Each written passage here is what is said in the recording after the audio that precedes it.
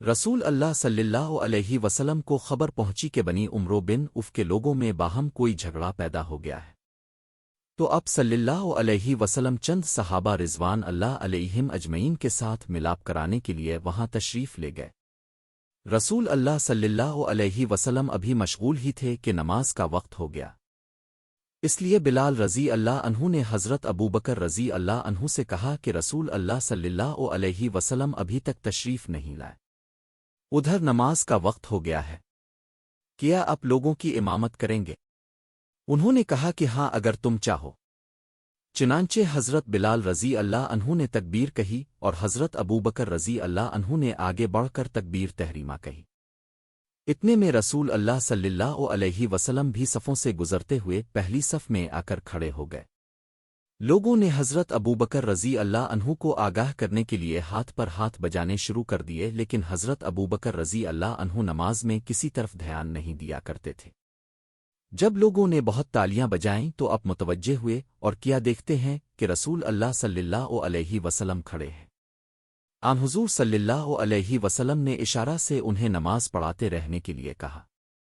اس پر ابوبکر رضی اللہ عنہ نے ہاتھ اٹھا کر اللہ تعالیٰ کا شکر ادا کیا اور الٹے پاؤں پیچھے کی طرف آ کر صف میں کھڑے ہو گئے۔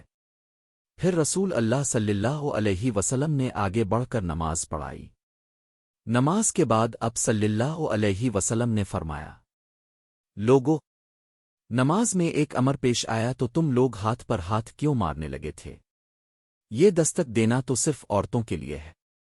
جس کو نماز میں کوئی حادثہ پیش آئے تو سبحان اللہ کہے، کیونکہ جب بھی کوئی سبحان اللہ سنے گا وہ ادھر خیال کرے گا۔ اور اے ابو بکر، میرے اشارے کے باوجود تم لوگوں کو نماز کیوں نہیں پڑھاتے رہے؟ ابو بکر رضی اللہ عنہ نے عرض کیا کہ بھلا ابو قحفہ کے بیٹے کی کیا مجال تھی کہ رسول اللہ صلی اللہ علیہ وسلم کے آگے نماز پڑھائے۔ صحیح بخاری حدیث نمبر 1234۔